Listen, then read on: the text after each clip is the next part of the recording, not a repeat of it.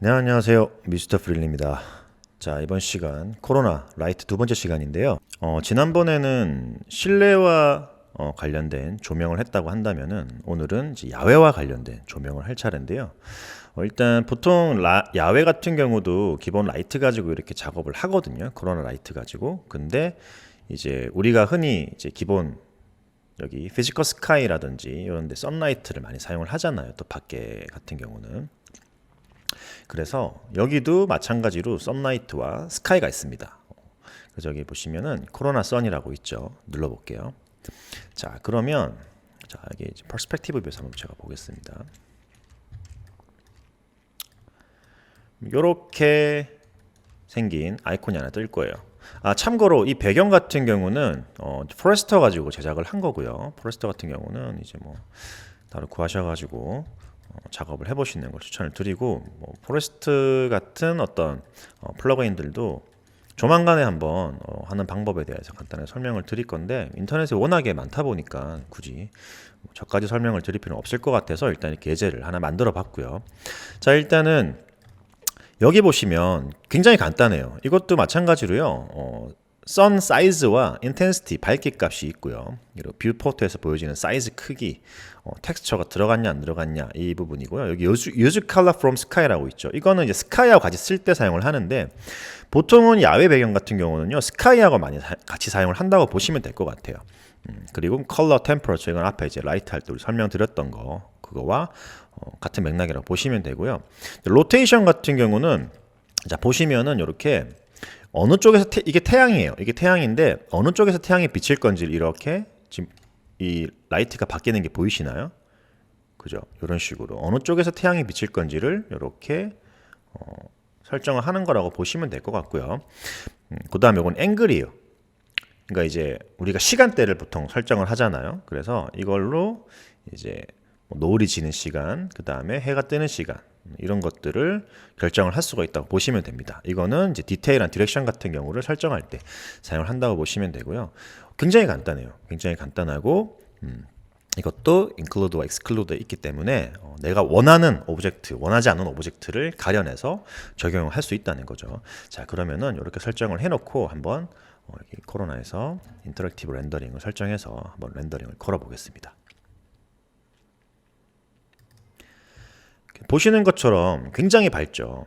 굉장히 밝죠 지금, 그죠? 그래서 약간씩 조절을 좀 해주실 필요가 있고요. 씬 사이즈에 따라서 또 다르거든요. 씬 사이즈가 크면은 그만큼 광이 이제 도달하는 범위가 넓어지기 때문에 이렇게 타진 않아요. 기본적으로 둬도. 그래서 일단 저 같은 경우는 이걸 조금 줄여서요.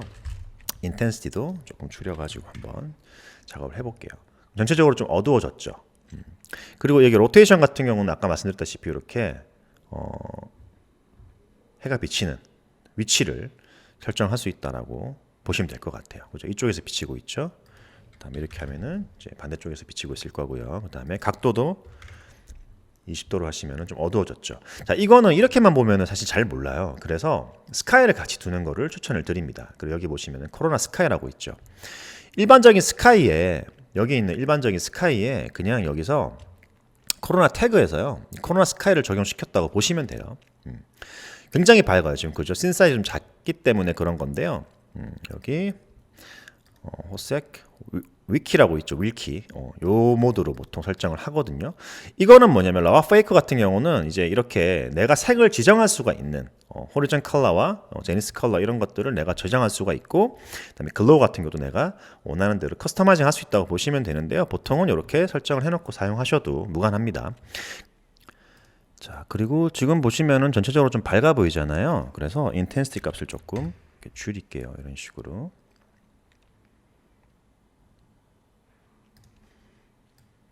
조금 안정화가 됐죠.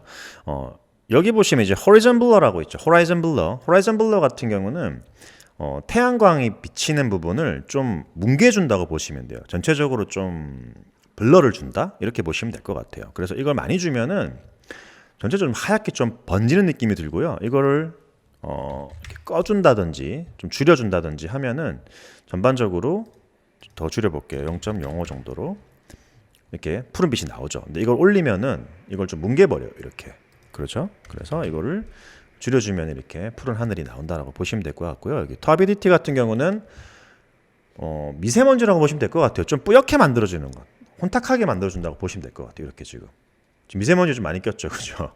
이런 식으로 좀 혼탁하게 만들어주는 기능이다라고 설정하시면 될 것 같고요. 기본적으로 1.7이 최소치입니다. 그리고 여기 코로나 선에서 인텐시티 정도와 이제 이런 것들을 조금씩 조절을 해주시면 좀 괜찮은 효과를 줄 수가 있고요. 일단 사이즈 1로 두고 인텐시티를 조절할게요.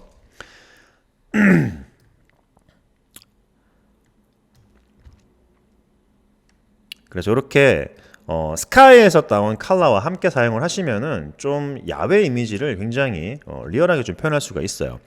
그 다음에 요거를 이제 각도를 아까 말씀드렸죠. 줄이게 되면은 이렇게 어두운 효과를 주는 거예요. 시간대별로 좀 다르게 이렇게 설정할 수가 있어요. 레드 시프트 같은 경우는 이거 시간대를 다 조절할 수가 있거든요. 그래서 경도 위도 이것도 마찬가지 똑같이 조절할 수가 있는 거예요. 근데 레드 시프트가 좀 더 디테일하게 설정이 되어 있기는 해요. 이런 부분들은. 그래서 이렇게 이런 거 각도 가지고 이런 식으로 설정을 하시면은 여기 보이시나요? 이렇게 태양이 이렇게 볼 수가 있는 거죠. 그래서 15도 올라간 거죠. 태양이 이렇게 올라간 거예요. 그 다음에 5도 이렇게 하면은 이런 식으로 저 멀리 보이죠. 그래서 약간 노을진 느낌 이런 것도 만들 수가 있고 다양하게 접근을 할 수가 있습니다. 그래서 이것도 뭐 5도 정도로 올리시면은 이런 식으로 좀 밝게 만들어지겠죠.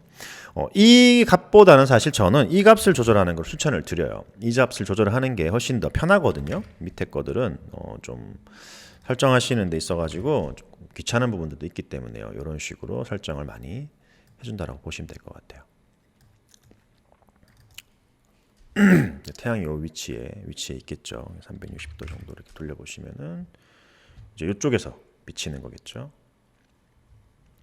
쉽죠? 굉장히 쉬워요. 뭐 더 설명드릴 게 없어요, 사실. 그러고 이제 톤 매핑에서 이제 톤을 조금씩 조절해 주시면 되는 거거든요. 그래서 여기 지금 익스포저를 제가 줄였거든요, 살짝. 이런 식으로 설정을 하셔가지고 전체적인 톤을 한번 여기서 리터칭을 해주시고 렌더링을 걸면은 좀 더 좋은 이미지를 얻을 수가 있겠죠. 자, 그러면 제가 한 장을 걸어 볼게요. 이거를 260도 정도로 바꾸고요. 260도, 220도. 그래서 조금 그래도 이쪽으로 광이 좀 있는 거를 저는 했으면 좋겠어서 이 정도 지금 하이라이트가 들어오는 정도로요. 이렇게 설정을 한 다음에 자, 렌더링 걸 때는 간단하게 미리 설명을 드릴게요. 그래서 지금 저 같은 경우는 여기 세팅해 보시면 맥스 패시스라고 해서 지금 20번, 그러니까 이 인터랙티브 렌더링을 걸 때 20번만 렌더링을 걸어라는 거예요. 패스를 20번만 해라. 그래서 프리뷰 할 때는 이제 여러분들이 보시고 이건 수치를 늘릴 수도 있고요. 0으로 하시면 이제 완전히 계속 이미지가 끝날 때까지 좋은 결과물이 나올 때까지 계속 돌리는 건데 저 같은 경우는 한 20번 정도 놓고 사용을 할 때도 있고요. 이거는 뭐 가변적입니다, 되게.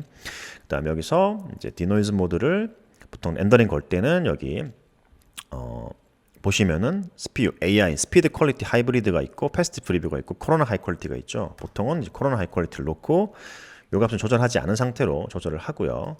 그다음에 여기 패스 리미트로 조절할 수도 있고 타임 리미트 조절할 수도 있다 그랬죠. 그럼 저 같은 경우는 요거를 한 30회 정도로 놓고 디노이징을 해서 렌더링 한번 걸어 보겠습니다. 어떻게 나오는지.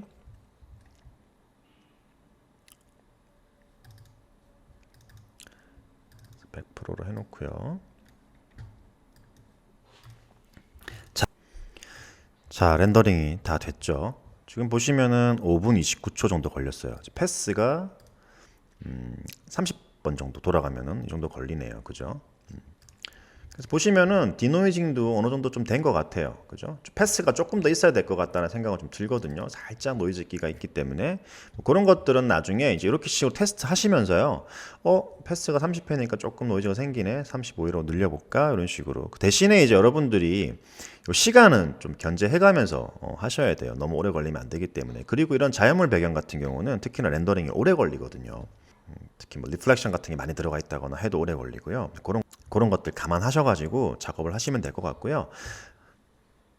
이렇게 야외 배경 같은 경우는 스카이와 선라이트를 같이 사용하시는 것을 추천을 드린다. 그러면 이렇게 괜찮은 품질의 어떤 야외 조명을 얻을 수가 있습니다. 선라이트의 위치 같은 경우도 조절을 할 수가 있고 스카이로 전체적인 배경도 잡아줄 수 있기 때문에 같이 사용하는 것을 추천을 드리는 거고요. 앞으로 이제 라이트 같은 경우는 코로나 수업을 하면서 계속 따라갈 과제잖아요. 그렇기 때문에 더 딥하게 들어가는 경우들이 많을 거예요. 그래서 좀 설명이 부족했던 부분들은 계속 작업하면서 또 예제를 하면서 수업을 진행해 나갈 생각입니다. 자, 그러면 다음 시간 또 기대해 주시고요. 빠른 시일 내에 뵙도록 하겠습니다. 감사합니다.